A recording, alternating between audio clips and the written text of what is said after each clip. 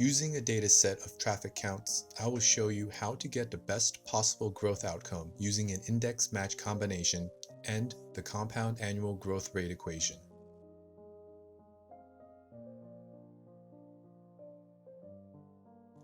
The simplest formula to calculate growth is new number divided by old number minus 1. It's a straightforward method, but it comes with downsides. Missing numbers, no growth, or too large of growth. One can go and fix these individually, but if the data set is 40,000 large, that's not a great way to spend a day. The method I will demonstrate will utilize the lowest count from a past year, 2017 and older, as well as the highest count from a recent year, 2018 or 2019 in this case.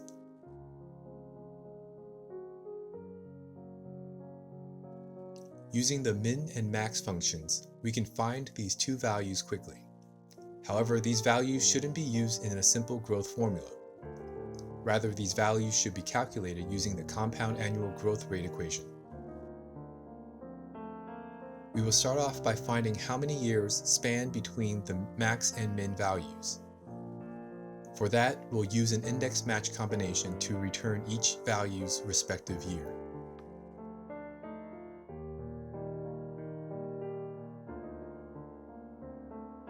Writing index, anchoring the first range of cells, these will be the return values, being the year.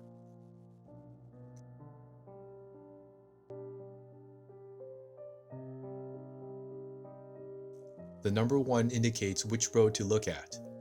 As this only has one row, a static 1 is entered. To find the proper year, we'll use the match function to return the proper column position. This match function will do a logic check for the first true it comes to. This example shows the match function checking where the values under 2018 and 2019 are equal to the max we found earlier.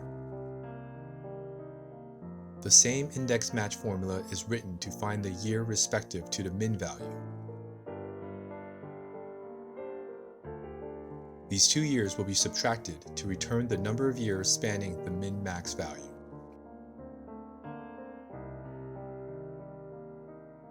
Knowing the best recent value, the worst historical value, and the number of years, we can use these three values to calculate the growth rate.